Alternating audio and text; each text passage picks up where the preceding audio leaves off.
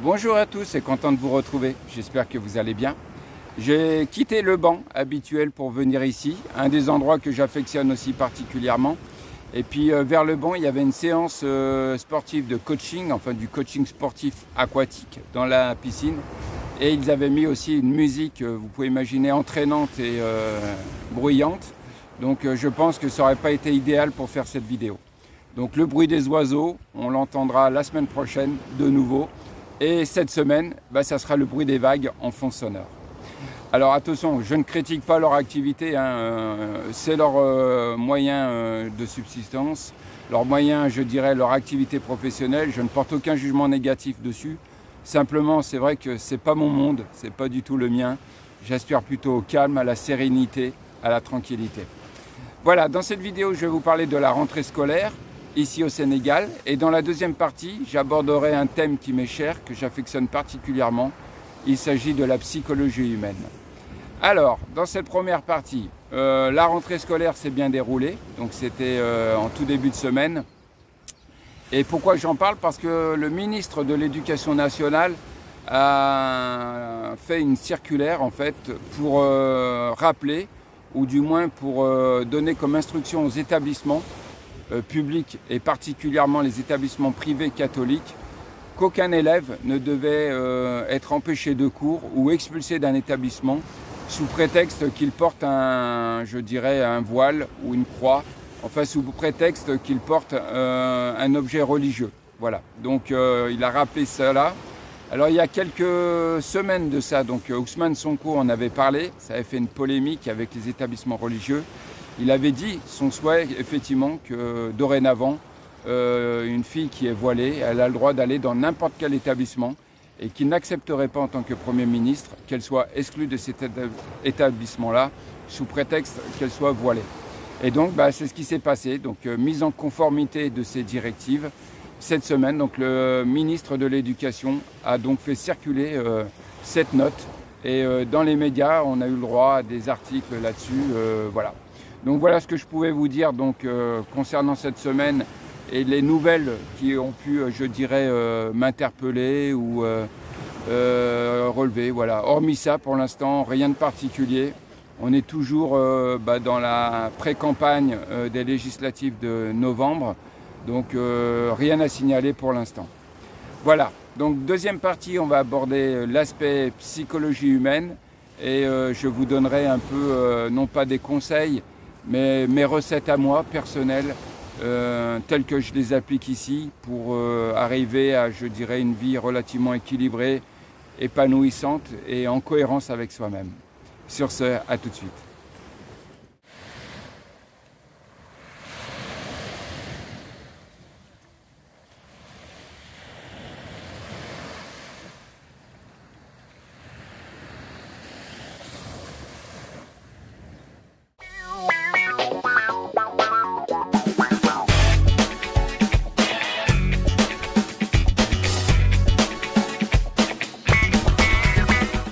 Voilà donc pour la suite. Alors une petite parenthèse, dans la semaine, un gardien de la résidence là où je travaille, dans mon bureau, est venu m'apporter un portefeuille donc qu'il avait trouvé, ou du moins qu'on lui avait donné ou remis.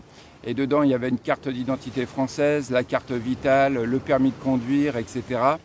Donc il s'est adressé à moi et il l'a bien fait et je l'en ai remercié. Suite à ça, j'ai diffusé ça sur le groupe Facebook, donc en parallèle de la chaîne. Et le document m'avait été remis vers 10h30 et à 14h, 14h30, milieu d'après-midi, la personne concernée est venue le récupérer directement au bureau. Donc je suis pleinement satisfait de l'efficacité du groupe, de sa réactivité. L'information a circulé ici au Sénégal, mais elle est remontée jusqu'en France, puisque la personne était originaire du sud de la France, vers Marseille, etc. Donc, et elle m'expliquait qu'en fait c'était suite à un cambriolage dans la nuit et que la personne, elle l'avait surprise en train de fouiller dans ses affaires chez elle. Elle et son mari, donc lui, sont tombés dessus. Il a réussi à s'enfuir, mais la seule chose qu'il a réussi à prendre, c'était ses papiers, et c'est ce qu'elle me disait. Il n'a pas pris de téléphone portable, il n'a pas pris d'ordinateur, mais il est parti avec mes papiers et vous pouvez imaginer la difficulté dans laquelle je me retrouvais. pas le passeport était dans le coffre, mais les cartes d'identité, cartes vitales, c'était dans un petit portefeuille. Le conseil que je pourrais vous donner, c'est voilà, bon, quand vous avez la possibilité de protéger tout ça, protégez-le. Si vous venez en vacances, vous ne venez qu'avec votre passeport. Je ne pense pas qu'il y ait besoin de prendre votre permis de conduire si vous venez sur une courte durée. La carte vitale, vous pouvez très bien en faire une photocopie, certifiée conforme. Idem pour la carte d'identité. Vous n'êtes peut-être pas obligé de venir avec votre carte d'identité en parallèle du passeport. Venez avec une photocopie certifiée conforme à l'original de votre carte d'identité. En fait, venez avec le minimum de papier, de telle sorte que voilà, si vous les perdez ou si on vous les vole, il n'y ait pas de fort impact et que vous ne vous retrouviez pas bloqué. Voilà, c'est surtout ça. Donc ça, c'était la petite parenthèse. Donc merci encore au groupe et merci à sa réactivité. Alors, la psychologie humaine, pourquoi j'aborde ça dans cette vidéo? La semaine dernière, dans la vidéo où je parlais donc de souscrire ou de rejoindre la chaîne YouTube, j'ai eu le droit à un commentaire d'une abonnée, Dorothée si je ne me trompe pas, et elle me expliquait, et voilà, Franz, merci pour ton authenticité, ta sensibilité, tout ça je le mets entre guillemets parce que moi je ne me rends pas compte de tout ça. Vous seul, de l'autre côté de l'écran, vous pouvez me dire si réellement c'est conforme ou pas, mais voilà, et elle me disait, je pense, au vu de ta manière de parler, de t'exprimer, de ton comportement, ta manière de te filmer ou de parler de sujets sensibles mais avec un certain détachement, tu dois être certainement atteint, entre guillemets, du syndrome d'Asperger. Alors, je dois dire que ce message m'a particulièrement interpellé, mais positivement. C'est-à-dire que moi, la psychologie humaine, c'est vraiment quelque chose que j'affectionne, que j'ai en moi en fait. Je ne suis pas psychologue professionnel, mais je pense qu'en mon fort intérieur, je le suis. Voilà, c'est quelque chose qui me passionne. Et là, vous me voyez parler parce que je n'ai pas le choix. Ce sont des vidéos où je dois transmettre des informations que j'essaye d'être le plus pertinent possible. Mais en temps normal, je suis plus d'un tempérament à écouter que parler. Voilà, mon vrai tempérament, il est là en fait. J'écoute plus que je ne parle. Et je n'ai pas tendance non plus à me dévoiler comme un livre. Ce que je vous ai dit dans mes 250 vidéos, c'est ce que j'ai bien voulu vous donner. Mais vous pouvez imaginer qu'il y a aussi des parts de ma vie que je garde pour moi, ou que moi seul et mes enfants sont au courant, et que je n'en parlerai pas dans les vidéos. Non pas que j'en ai honte, mais tout simplement parce que j'estime que chaque être humain doit avoir aussi une part de son jardin, enfin cultiver son jardin secret. Et puis aussi, il est bien de garder aussi une part de mystère, un côté un peu énigmatique, sans tomber dans le machiavélisme ou ni quoi, mais je pense qu'il est bien aussi de garder une part de discrétion. Donc voilà, donc quand elle me parlait de ça, j'étais interpellé, mais positivement, et je l'ai remercié d'ailleurs pour son message. Alors, je dois dire que suite à ça, je me suis renseigné. J'ai même fait un test hier soir, vite fait, pas sur l'ordinateur, mais sur le téléphone, pour savoir si j'avais le syndrome d'Asperger. Le syndrome d'Asperger, c'est un petit peu de l'autisme, mais pas aussi intense que l'autisme. C'est peut-être, alors je vous dis ça moi avec mon langage à moi, propre à moi, mais c'est de l'autisme plus léger, en quelque sorte, plus light. Et donc, d'après le test, je ne le serais pas. Maintenant, est-ce que je peux avoir certains à côté du syndrome d'Asperger? C'est possible, c'est tout à fait possible. Mais je pense, après réflexion, que ce qui peut être interprété comme de l'Asperger, c'est parce que je vis ici, je vis dans un pays qui n'est pas le mien et que j'ai dû composer avec. Et donc c'est pour ça que le thème de cette vidéo, c'est ça en fait, c'est la psychologie, la santé mentale, c'est un élément qui est essentiel et qui est important. Quand on part ou qu'on veut partir à l'étranger, on parle et on essaie souvent de partager ses conseils sur sa santé financière, c'est-à-dire de quoi on va vivre, quelles sont nos ressources, la couverture maladie en cas de pépin, c'est-à-dire en cas d'accident, en cas de maladie. Mais la santé mentale, c'est un paramètre qu'on ne parle pas ou qu'on parle peu. Et pourtant, pour moi, je pense que c'est essentiel. Un projet de vie à l'étranger, si vous n'avez pas une bonne santé mentale, ça risque de poser problème, honnêtement. Et moi, ici, je vous le dis bien, la santé mentale, c'est aussi capital que ma santé physique ou que ma santé financière. Donc, voire plus même, beaucoup plus, parce que sans ça, rien ne peut se faire et rien ne peut se construire. Alors, c'est vrai que le Sénégal, particulièrement, ça m'a endurci. Ça m'a endurci. C'est peut-être pour ça que, vu d'un œil extérieur, vous pouvez voir ça comme un syndrome d'Asperger. Mais en fait, c'est qu'on n'a pas le choix. Ici, la vie, elle est dure, je l'ai souvent dit. Elle est dure d'autant plus si vous vivez, vous travaillez ici. Quand vous êtes en vacances, vous pouvez imaginer que ça n'a rien à voir avec le Sénégal réel. Quand vous êtes à la retraite, européen, retraité ici, ça n'a rien à voir avec le vrai Sénégal, là où il faut vivre, payer ses factures, mais surtout vivre de ses ressources, de son travail. Vous pouvez imaginer que c'est compliqué. Et donc effectivement, ça nous oblige à avoir une certaine indifférence par rapport aux difficultés de la vie qu'on peut rencontrer autour de nous. Vous voyez, si vous venez ici, enfin pour ceux qui connaissent, ils savent très bien de quoi je parle, mais si vous venez ici, vous serez le premier choc. Bien sûr, ça pourra être la saleté, les maisons qui ne sont pas finies, voilà ce genre de choses, des sacs plastiques par terre, voilà ce genre de choses. Mais surtout, il y aura un premier choc, c'est les enfants. Les enfants dans la rue, mendiants, parce que vous en avez de plus en plus. Alors ici, on en a de plus en plus, mais à Dakar, c'est la même chose. Et ça vient de toute la sous-région. Ça vient même jusque depuis le Niger, donc c'est pour vous dire.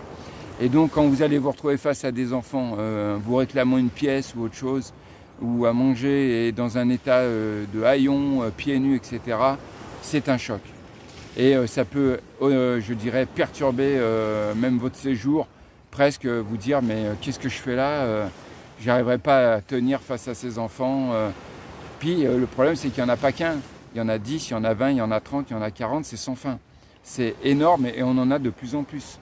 À l'heure d'aujourd'hui, quand vous faites les courses, que vous alliez faire des courses dans un supermarché, en pharmacie, dans n'importe quel magasin ou que vous sortiez, il y a des enfants qui vous attendent. Et si ce n'est pas des enfants, c'est une mère avec un bébé qu'elle porte dans le dos, plus une petite fille ou un petit garçon qu'elle tient à la main. Donc vous êtes vraiment sollicité. Et ça vous oblige, quand vous vivez ici à l'année, à devoir vous endurcir. Vous n'avez pas le choix. Donc en fait, je pense que ce qui peut être interprété, non pas comme de l'autisme, mais c'est parce que vous vous êtes blindé en quelque sorte. Et si vous ne vous blindez pas, vous ne tiendrez pas ici. Donc c'est vraiment, voilà, je tenais à vous faire partager ça. C'est que ce qui peut être considéré comme de l'indifférence ou de la dureté, c'est une forme de protection en fait.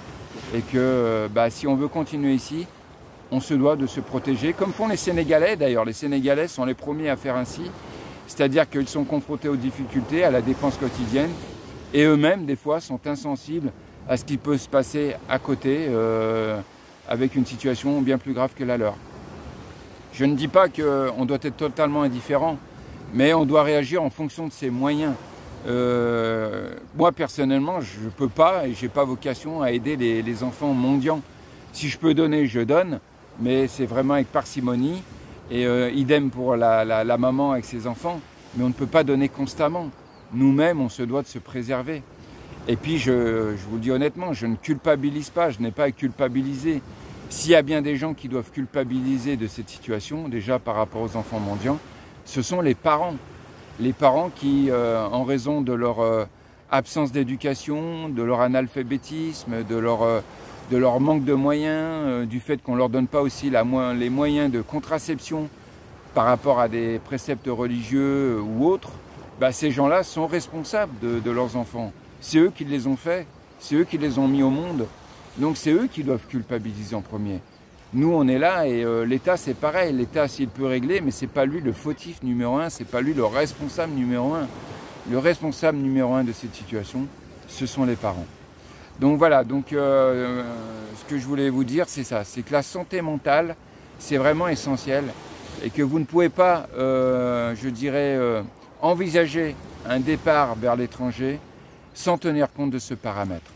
Donc moi, ce que je vous invite à faire à travers cette vidéo, c'est de partager vos recettes si vous en avez, de savoir vous comment vous vous sentez, si vous pensez avoir une bonne santé mentale, Parce que je vous le dis honnêtement, si vous ne vous sentez pas bien dans votre peau, si vous pensez avoir des lacunes mentalement, etc., je ne vous invite pas à venir ici parce que ça va s'amplifier. Si vous ne réglez pas vos problèmes dans votre tête avant de venir, les problèmes ne se régleront pas ici. Voilà, donc j'essaye à travers cette vidéo de vous donner un petit peu des informations en vrac. À vous, à travers les échanges dans les commentaires, de partager et surtout n'hésitez pas à faire part de vos témoignages personnels ou expériences. Et puis, dernière chose, avant de finir cette vidéo sur le thème de la psychologie, il n'y a pas de filtre dans mes vidéos. C'est pour ça que je vous aborde les sujets sans tabou, j'en parle de manière réfléchie et surtout assumée. Il n'y a pas de fake, comme je peux voir des fois des témoignages, on me dit c'est du fake, Franz, déjà je n'aime pas le terme.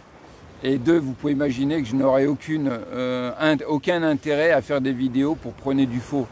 Je parle en mon nom, avec mon visage à découvert, mon prénom, mon nom de famille, ce n'est pas des pseudos. Donc si je vous parle comme ça, de vive voix et à cœur ouvert, c'est parce que tout ce que je vous dis, c'est vraiment ce que je ressens et ce que je pense en toute sincérité. Donc il n'y a pas de fake et il n'y a pas de sujet tabou. Dans la dernière vidéo, je vous parlais de souscrire à la chaîne. Ce n'est pas pour vous demander de l'aide. Si j'avais besoin d'aide ou si je ne m'en sortais pas, je serais le premier à vous en parler, à vous dire écoutez, aidez-moi. Je m'en sors pas, c'est compliqué avec mon fils, etc. Mais ce n'est pas du tout le cas. J'ai la chance de pouvoir vivre de mon travail, de pouvoir subvenir à mes besoins ainsi que ceux de mon fils, sa scolarité et tout l'ensemble, sans devoir demander à qui que ce soit. Donc je n'ai pas besoin d'aide. Et d'ailleurs, je remercie les gens qui voulaient m'envoyer de l'argent par Wave, mais ce n'est pas ça le deal. Le deal, c'est la souscription, ça doit passer par YouTube et c'est pour vous impliquer dans la chaîne, pour vous sentir encore plus concerné parce que cette chaîne, je vais la développer. D'ici 2 ans, je vais changer mon travail. L'immobilier, je vais stopper, je vais arrêter.